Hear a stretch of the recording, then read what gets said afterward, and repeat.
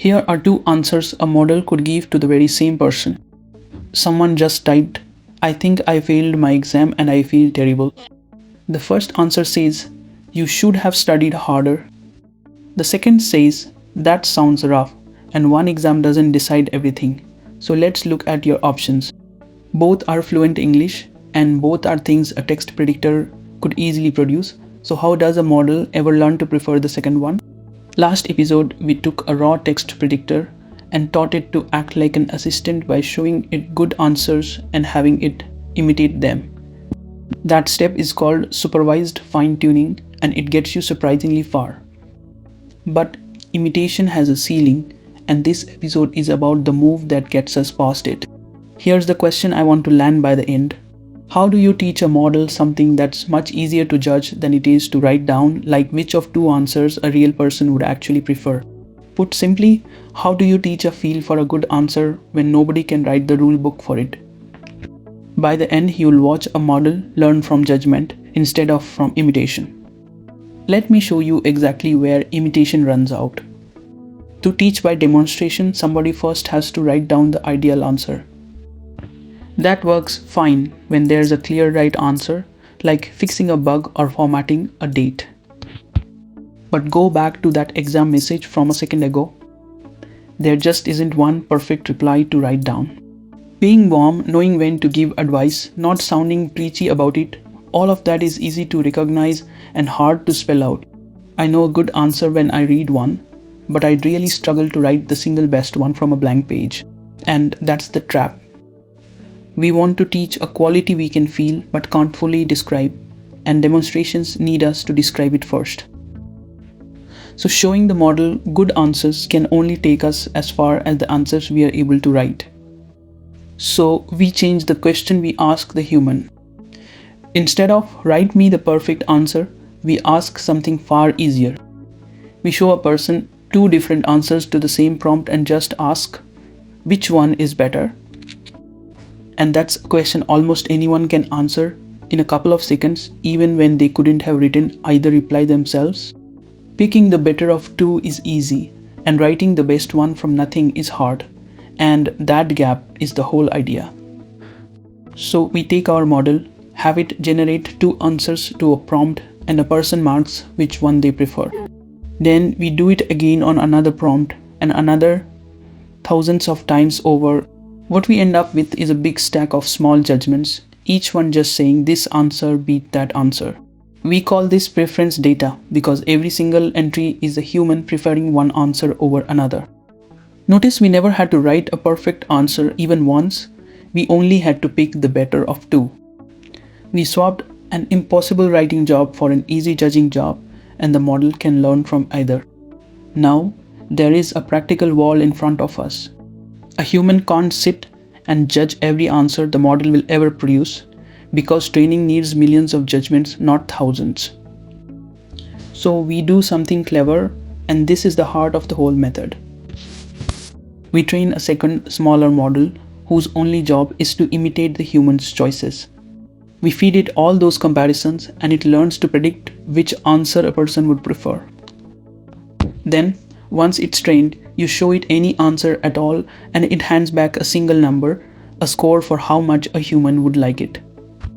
A high score means people tend to like answers like this, and a low score means people tend to reject them. This scorekeeper has a name. We call it the reward model because the number it gives out is the reward. And here is the shift that makes everything else possible. We've turned a fuzzy human feeling into a number a machine can compute for any answer instantly. The reward model is basically a stand-in for human taste, cheap enough to ask a million times. Now we've got a judge that can score any answer in an instant, so watch what we do with it. We let the assistant write an answer, and we run that answer past the reward model to get its score. If the score is high, we nudge the model to make answers like that one more likely next time. And if the score is low, we nudge it the other way, so answers like that become less likely. That's the whole loop. The model writes, the judge scores, and we lean the model toward the higher scores. We repeat that a million times and the model slowly drifts toward the kind of answers people keep preferring. This training loop has a name too, reinforcement learning, because the model learns from a reward signal instead of from a fixed correct answer. And that reward came from human preferences, so the full mouthful is reinforcement learning from human feedback, which everyone shortens to RLHF. Now notice how different this is from last episode. In supervised fine-tuning, we told the model exactly what to say, word for word. Here, we never tell it what to say at all. We only tell it whether what it said was better or worse, and it works out the rest on its own. So what does all of this actually change about how a model talks? Before this step, the model is a brilliant mimic that will happily match the tone of whatever comes in. Insult it, and it might insult you right back, because that's just a plausible continuation of the text. After this step, that same model tends to stay calm, ask what you need, and admit when it isn't sure. Nobody wrote those manners into a rulebook anywhere. They emerged because across all those comparisons, people kept preferring the calmer and more honest answer. That careful, helpful voice you feel when you use one of these assistants is mostly this: a reward model trained on human preferences, quietly pulling the model toward what people wanted. And I don't want you to just take the before and after on my word, so here is the honest version. This change is too big to show on the tiny model we've been training all course, so for this one I'm running a small open model that went through this kind of post-training against its raw, untuned twin. Same prompt, 2 answers, and you can watch the tone shift in exactly the direction I described. Now I have to be honest about the catch, because it sets up where we go next. The reward model is only a guess at what people want, and it's a guess learned from a limited pile of examples.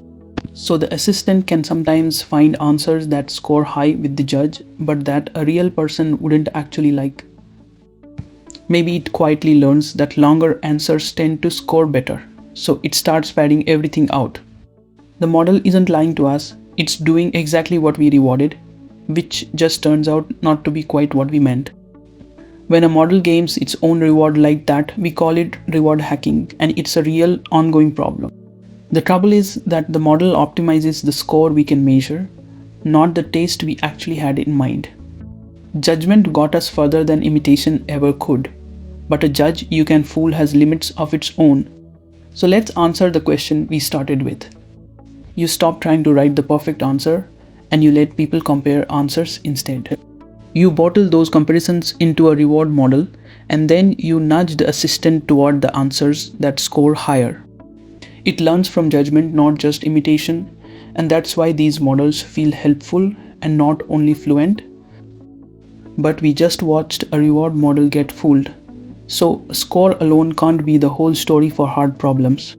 What if the model could show its work and we rewarded it for getting the answer actually right instead of just sounding right? Next time we open up reasoning models and watch a machine think before it answers.